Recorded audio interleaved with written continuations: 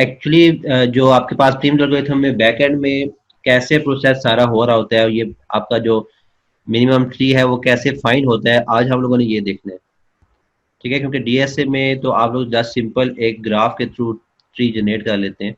आप लोग ये नहीं देखते कि उसका एल्गोरिथम क्या है, बैक एंड पे कैसे प्रोसेस हो रहा होता है, वो चीज़ें आप लोग नहीं देखते।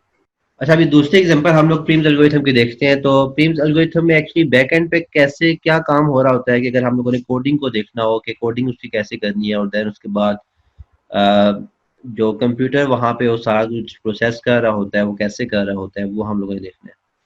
तो एक्चुअली प्रीम्स एल्गोरिथम में होता क्या है कि आपका पीछे एक टेबल मेंटेन हो रहा होता है जहाँ पे वन बाय वन आप उनकी वैल्यूज को चेक करते हैं।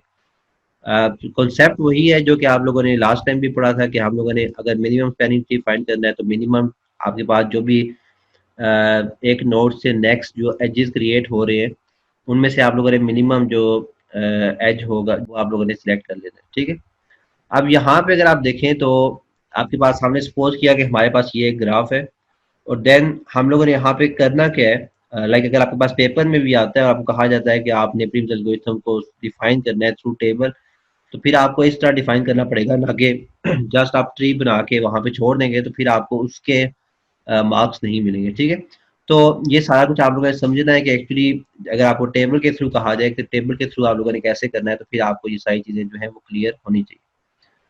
अब देन यहाँ पे देखें तो हमारे पास ये एक कोई भी हमारे पास ग्राफ है। अब इस ग्राफ के बारे में अगर कहा जाए कि आपने इस ग्राफ को थ्रू टेबल ट्री में कन्वर्ट करना है मिनिमम स्पैनिंग ट्री में, तो देन अब आप लोग क्या करेंगे कि आप एक टेबल बना लेंगे जहां पे आपके पास 3 कॉलम होंगे। एक कॉलम आपका वर्टेक्स का होगा, जो टोटल नंबर ऑफ वर्टिसेस जितने भी आपके पास ग्राफ के अंदर होंगे वो सारे के सारे आप वहां पे लिख देंगे। देन दूसरा कॉलम आपका कास्ट का होगा कि आपके पास कास्ट क्या आ रही है। और देन थर्ड कॉलम आपका प्रीवियस नोड जो आपके पास जिस नोड से हम लोगों ने नेक्स्ट वर्टेक्स ये वाला सिलेक्ट करना है, लाइक सी को सिलेक्ट करते हैं, हम लोग किस नोड से सी तक पहुंचे हैं वो हम लोगों ने यहाँ पे नोड लिखना है। लाइक ए तक, ए से पहुंचे हैं, बी से पहुंचे हैं, सी से पहुंचे हैं, वो हम लोगों ने यहाँ पे बताना होता है। और उसकी कास्ट कितनी लगी है वो हम लोग यहाँ पे, अगर 2 कास्ट है तो आपके पास यहाँ पे 2 लिख देंगे। तो वो हम लोग देखते हैं कि हम इस टेबल को फिल कैसे करेंगे। अब देन यहाँ ग्राफ में से आप लोग जो आपको स्टार्टिंग में बताया था कि आप किसी भी एक नोड को सिलेक्ट कर सकते हैं, किसी भी एक वर्टेक्स को आप लोग सिलेक्ट कर लें और देन वहां से स्टार्ट कर लें। तो यहाँ पे जस्ट अपनी आसानी के लिए हम लोग स्टार्टिंग का वर्टेक्स ए को सिलेक्ट कर लेते हैं। और जब ए को सिलेक्ट करेंगे तो क्योंकि स्टार्ट ही यहाँ से हो रहा है तो ए तक पहुंचने के लिए हमें कास्ट भी ऐसा कोई रिक्वायर्ड नहीं है, और इसका प्रीवियस नोड भी हमारे पास कुछ भी नहीं होगा। तो यहाँ पे आपको ऐसा जिस नोड से आप लोग स्टार्ट करेंगे वहां तक आपकी कास्ट भी कुछ नहीं है और उसका प्रीवियस नोड कुछ नहीं होगा, तो यहाँ पे आप जस्ट इसको एम्प्टी छोड़ दें। देन अब यहाँ से ए के थ्रू आप लोग देखेंगे कि हमारे पास कौन कौन से नेक्स्ट नोड जो है वो क्रिएट हो रहे हैं। तो आपके पास ए के थ्रू बी भी क्रिएट हो सकता है, ए के थ्रू आपका डी भी क्रिएट हो सकता है, और ए के थ्रू आपका सी भी क्रिएट हो सकता है। अब क्योंकि हमने ए यहाँ पे सिलेक्ट किया है तो अब आपके पास बी सी और डी तीनों नोड क्रिएट हो सकते हैं। और क्योंकि आपके पास अगर हम ए के थ्रू बी पे आते हैं तो बी का प्रीवियस नोड कौन सा होगा, ए। अगर ए के थ्रू डी पे आते हैं तो फिर भी प्रीवियस नोड कौन सा होगा इसका, ए। अगर ए के थ्रू सी पे आते हैं तो सी का प्रीवियस नोड कौन सा होगा, ए। तो हमारा प्रीवियस नोड इन तीनों के लिए फिलहाल वो हमारे पास ए है, तो हम यहाँ पे ए लिख लेते हैं। ठीक है, देन उसके बाद हम लोगों ने यहाँ पे कास्ट लिखनी है कि हमारा लेट्स सपोज हम ए के थ्रू बी तक आते हैं तो हमारे पास कास्ट कितनी रिक्वायर्ड है, 2 है। देन ए के थ्रू डी तक आते हैं तो हमारे पास कास्ट कितनी रिक्वायर्ड है, 1 है। और देन ए के थ्रू सी पे आते हैं तो हमारे पास कास्ट कितनी रिक्वायर्ड है, 2 है। तो ये हम लोगों ने कास्ट यहाँ पे लिख ली। ठीक है, अब देन उसके बाद आप लोगों ने देखना होता है कि हमारे पास जो यहाँ पे टेबल में अभी हमारे पास कास्ट टेबल फुलफिल हो चुका है। अब देन यहाँ पे कास्ट वाइज जो आपके पास आप इसको अरे बना रहे हैं, स्ट्रक्चर बना रहे हैं, क्लासेस के थ्रू हैंडल कर रहे हैं, ये प्रोग्रामर पे डिपेंड करता है।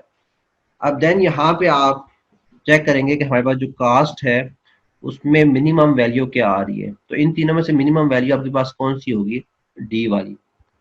तो आप क्या करेंगे, इस डी को सिलेक्ट कर लेंगे, बाकी सबको आप यहाँ से खत्म कर देंगे। आपके पास ये भी खत्म हो जाएगा और ये भी खत्म हो जाएगा, जस्ट आप ए के थ्रू डी पे आ जाएंगे। अब इसी को टेबल को हम फिर करके देख लेते हैं तो वहां पे आपको, अब देन हम लोगों ने क्या किया, सबसे पहले नोड ए सिलेक्ट किया। तो यहाँ पे कास्ट जो है दोनों एम्प्टी आ रही है, आपको शो हो रही होगी। देन यही वैल्यूज जो अभी आपको बताई हैं कि कैसे आएंगी, वही वैल्यू आपको यहाँ पे टेबल में हम लोगों ने फिल कर दी है। ठीक है, देन अब यहाँ पे हम लोगों ने कंपैरिजन करना है इन तीनों वैल्यूज में से।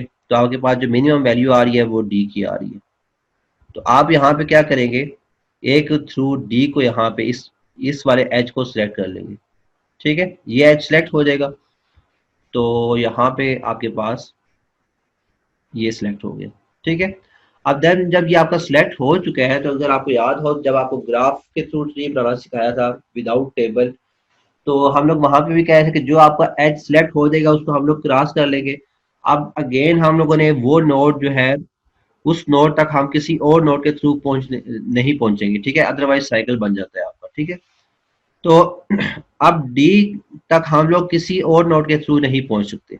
मीन्स कि आप बी के थ्रू डी पे आ जाएं, सी के थ्रू डी पे आ जाएं, तो हम लोगों ने यहाँ पे जो डी वाली हमारे पास रो थी, हमने इसको यहाँ पे जस्ट येलो कलर दे दिया है कि अब हम लोगों ने इस रो को काम में नहीं लाना। अब ये रो हमारी सिलेक्ट हो चुकी है। ठीक है, इट मीन्स कि आपका डी जो है, अब हमने कोई भी अगर नोड आपका डी तक आ रहा है मिनिमम वैल्यू के थ्रू, तो हमने उसको इग्नोर कर देना। अब देन आपका न्यू नोड जो क्रिएट हुआ है वो आपका हुआ है डी। आपके पहले से जो नोड पहले से क्रिएट हो चुके हैं जो कि अनसिलेक्टेड हैं, तो वो आपके बी और सी हैं। न्यू नोड क्रिएट हुआ वो आपका डी है। तो आपने देखना है कि अब डी के थ्रू हम लोग किस किस नोड तक पहुंच सकते हैं।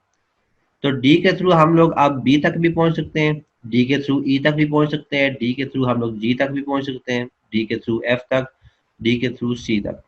इट मीन्स कि अब डी के थ्रू हम लोग और डी के थ्रू हम लोग अगर दोबारा ए तक पहुंचना चाहें तो वो भी पहुंच सकते हैं।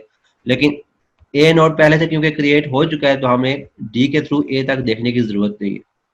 जस्ट हम लोग बाकी जो आपके अनक्रिएटेड नोड हैं, जो अनक्रिएटेड आपके वर्टिक्स हैं, उनको हम लोग चेक करेंगे, उनकी वैल्यूज को चेक करेंगे। तो अब यहाँ पे आप डी के थ्रू ग्राफ के किसी नोड तक भी, किसी वर्टिक्स तक भी, मैं जो नोड की बात कर रहा हूँ तो ये असल में वर्टिक्स ही आपको बोलते हैं। ठीक है, मैं बात बता रहा हूँ साथ साथ आपको। तो आप किसी भी डी के थ्रू आप किसी भी जगह पे पहुंच सकते हैं ग्राफ में। तो इट मीन्स कि आप यहाँ पे बी और सी की वैल्यू अगर आप देखें तो हमारे पास पहले से भी कुछ एग्जिस्टिंग वैल्यूज हैं, लेकिन ई एफ जी के हमारे पास कुछ भी एग्जिस्टिंग वैल्यूज पहले से नहीं है। तो ई एफ जी की तो आप लोगों ने जो डी के थ्रू हमारे पास वैल्यूज आ रही हैं वही वैल्यू आप यहाँ पे लिख देंगे। ठीक है, लाइक अगर यहाँ पे हम बात करें ई, हमारे पास ई तक पहुंचने के लिए हमें कितनी यहाँ पे वैल्यू जो है वो रिक्वायर्ड है, वो हमें यहाँ पे कास्ट उसकी क्या आएगी 1, क्योंकि आपका यहाँ से डी से ई आप आएंगे तो कास्ट क्या आती है 1। और ई का जो प्रीवियस नोड होगा पहुंचने के लिए हमें क्या आएगा, डी यहाँ पे आना चाहिए। देन इसी तरह एफ की बात करें तो यहाँ पे हमारे पास कास्ट क्या होगी 6, और यहाँ पे हमारे पास डी आ जाएगा। इसी तरह यहाँ पे जी पे हमारे पास यहाँ पे कास्ट क्या होगी 5, और यहाँ पे हमारे पास डी आ जाएगा। ठीक है, यहाँ तक क्लियर है। देन अब यहाँ पे जो ये वैल्यूज हैं हमारे पास, अगर हम ए के थ्रू बी तक पहुंचे तो हमारे पास ये कास्ट आ रही है। लेकिन अगर हमने अब चेक करना है कि क्या ये वैल्यू हम लोगों ने जो पहले से वैल्यू हमारे पास एग्जिस्टिंग वैल्यूज हैं ये अपडेट करनी है या नहीं, वो इस सिचुएशन में होगा कि अगर हमारे पास ए के थ्रू जो वैल्यू आ रही है, डी के थ्रू वैल्यू कुछ और आ रही है जो कि मिनिमम है ए से, ए के थ्रू जो वैल्यू आ रही है, तो फिर हम लोगों ने इन वैल्यूज को अपडेट करना है। लाइक यहाँ पे हम लोग देखते हैं तो हमारे पास यहाँ पे अब हम देखते हैं कि हमारे पास डी के थ्रू अगर हम बी तक आते हैं, तो डी के थ्रू बी तक आए तो हमारे पास वैल्यू क्या है 5। ठीक है, तो अब यहाँ पे अगर हम 5 लिख देते हैं तो इट मीन्स कि हम लोग मिनिमम स्पैनिंग ट्री की बात कर रहे हैं ना।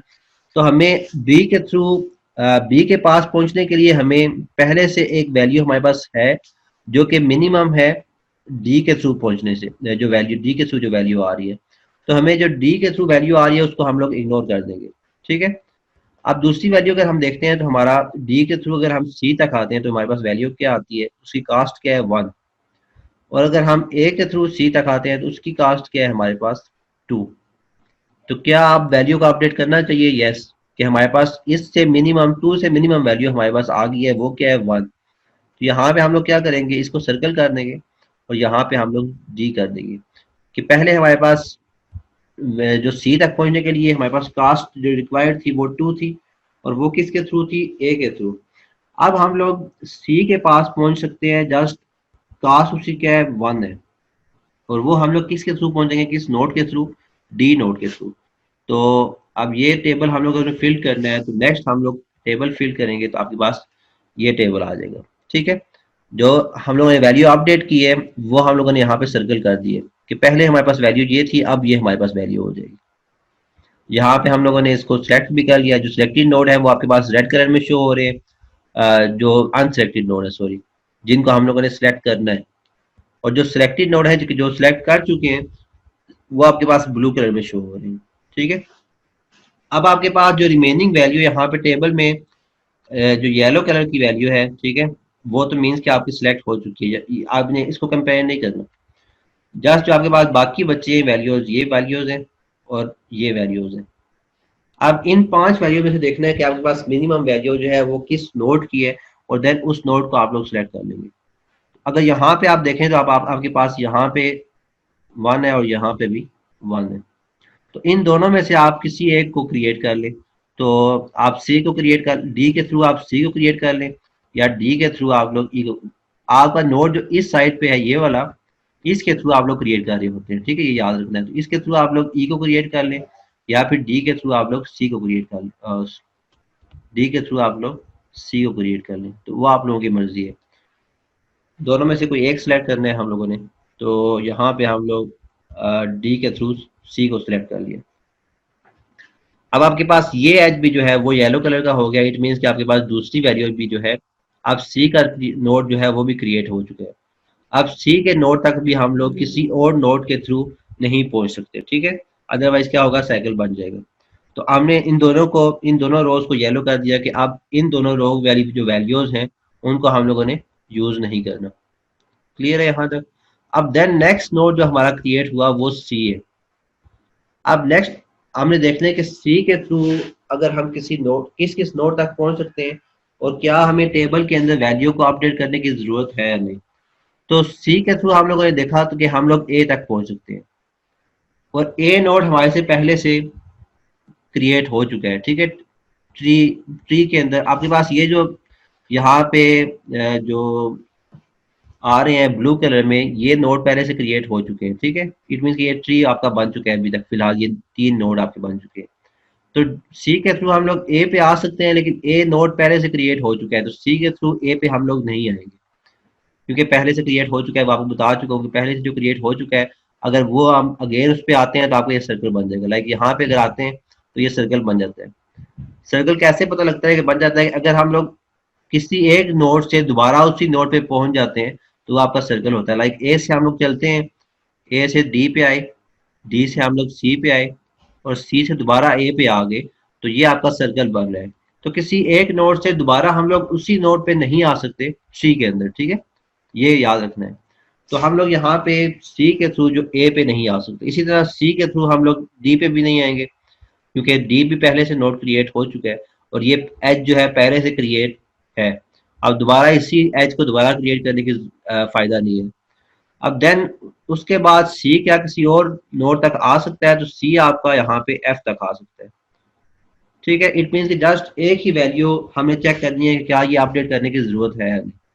तो अगर तो एफ के पास पहले से वैल्यू एग्जिस्ट नहीं करती, तो जस्ट आप यहाँ पे जो आपके पास सी के थ्रू वैल्यू एफ की आ रही है आपने वही लिख देनी है। और अगर एग्जिस्ट करती है तो फिर आपने कंपेयर करना है कि क्या जो एग्जिस्टिंग वैल्यू है वो ग्रेटर देन है जो कि सी की वैल्यू है। अगर तो ग्रेटर देन है तो फिर हम लोगों ने अपडेट कर देनी है मिनिमम के केस में, और अगर ग्रेटर देन नहीं है तो फिर हमने अपडेट नहीं करनी। अब देखना है कि एफ के पास वैल्यू कौन सी है। तो एफ के पास वैल्यू क्या है, डी की वैल्यू है थ्रू सी, थ्रू डी, कि अगर हम डी से एफ तक आते हैं तो हमारे पास वैल्यू जो है वो 6 है। तो अब अगर हम सी से एफ तक आते हैं तो हमारे पास जो वैल्यू है वो क्या है, 2। तो इट मीन्स कि अपडेट करने की जरूरत है, तो यहाँ पे हम लोग 2 लिख लेंगे, और देन यहाँ पे हम लोग सी कर देंगे। ठीक है, क्लियर हो गया यहाँ तक। तो हम लोग यहाँ पे टेबल को अपडेट कर देते, तो आपके पास ये टेबल जो है वो अपडेट हो जाएगा।